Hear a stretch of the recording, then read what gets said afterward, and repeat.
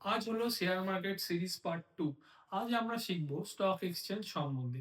আগের ভিডিওতে আপনাদেরকে বলেছি শেয়ার মার্কেটের বেসিক কনসেপ্ট, কিভাবে একজন ব্যবসায়ী এবং একজন বিনিয়োগকারীর মধ্যে চুক্তি হয় এবং তারা কিভাবে একে অপরের মধ্যে টাকা পয়সা আদান প্রদান করে। এইবার এই যে ব্যবসায়ী এবং বিনিয়োগকারীর মধ্যে যে চুক্তি, তাদের মধ্যে কেউ একজন যদি ডিফল্ট করে, তারা যদি চুক্তি মতো কাজ না করে, সেইখানে এন্ট্রি হয় সরকারি স্টক এক্সচেঞ্জে। তো স্টক এক্সচেঞ্জের কাজ বিনিয়োগকারী এবং কোম্পানির মালিকের মধ্যে যে চুক্তিটা হচ্ছে সেটা ঠিকঠাক সম্পন্ন করা, তারা একে অপরের সাথে লয়ালিটি ভাবে কাজ করছে কিনা সেটা দেখা। বর্তমানে ভারতে ২টি স্টক এক্সচেঞ্জ রয়েছে। একটা হচ্ছে দিল্লিতে ন্যাশনাল স্টক এক্সচেঞ্জ, যেটাকে এনএসইও বলা হয়, এবং একটি আছে বোম্বেতে, যেটা হচ্ছে বোম্বে স্টক এক্সচেঞ্জ, যেটাকে শর্ট ফর্মে বিএসসি বলা হয়।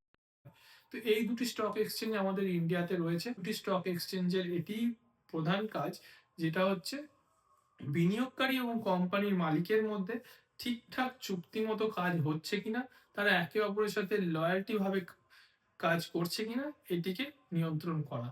অর্থাৎ যেখানে পয়সার বিনিময়ে যে কোনো কোম্পানির একটি ছোট অংশ কেনা যায়, সেটাই হচ্ছে স্টক এক্সচেঞ্জ।